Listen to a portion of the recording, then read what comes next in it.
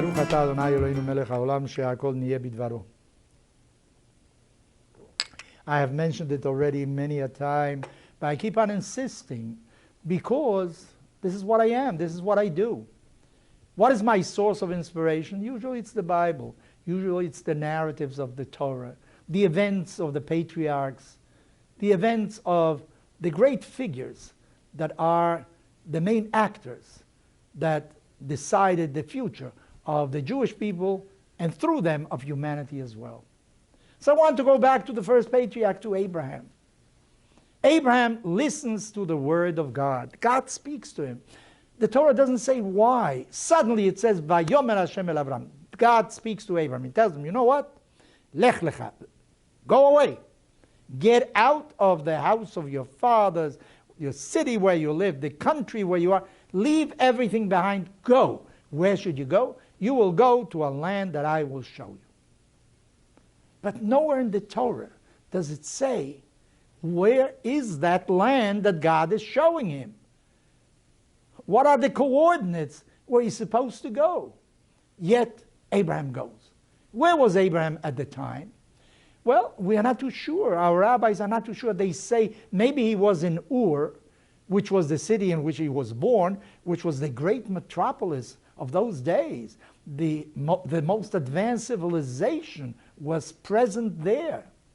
Outside of Ur, it was sort of semi-wilderness. So God tells him, you know what? Get out of the comfort of your home, of all this technologically advanced civilization for that time. Go out. Go to another place. Apparently, it was necessary in order to create something new to get out of the boundaries where he was. Abraham doesn't stay in the Galilee, in the north. There's abundant food for his animals. Something is pushing him, or maybe something is pulling him toward a different place. What is that different place? Eventually where the city of Jerusalem is going to be built. He feels there is something different about that location. There's some sanctity. Somehow God resides there. There is more godliness in that place than anywhere else. Don't forget, who was this Abraham?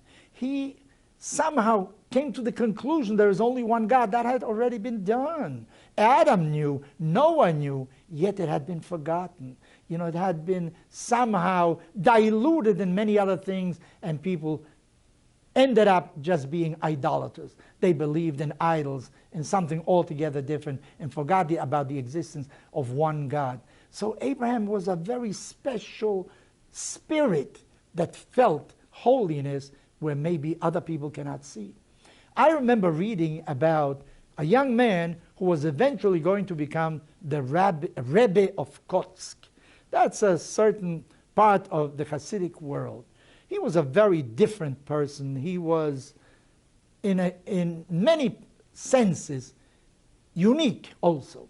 As a student, he was studying with his teacher. The Talmud relates a situation where a man finds himself in a desert.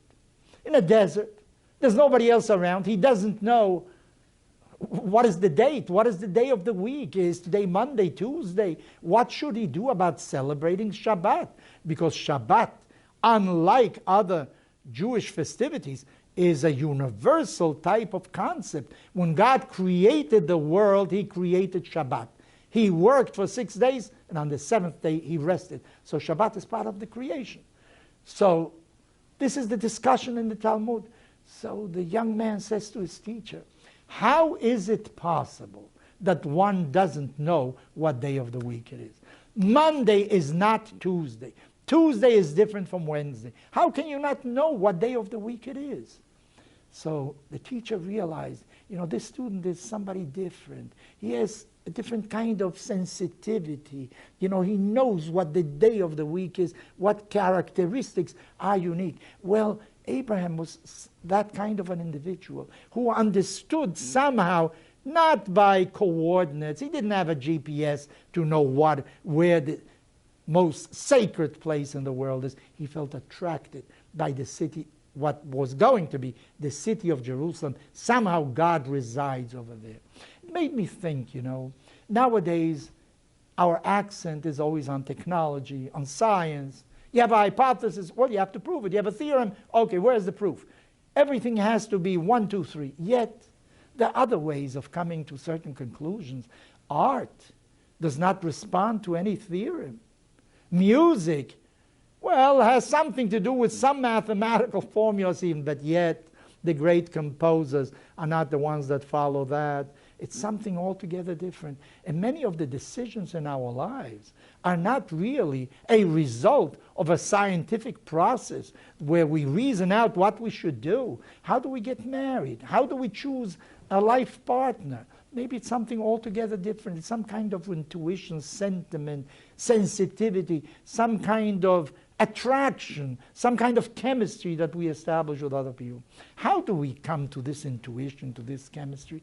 Maybe that is also the result of our experiences, of the things that we do in this world that leave an imprint upon us, and afterwards we don't have to reason because all these images are already part of us. We have been transformed by that. So therefore I tell you, be very careful what you do, because it leaves some kind of imprint on your soul that afterwards cannot be erased. And that will change your personality. The situations, the friends that you choose, it's not the moment, it's what remains from that encounter with another person. So that when you decide many a thing that is really not the result of an intellectual process, but more or less of sentiment, it is all because of the experiences of who you became.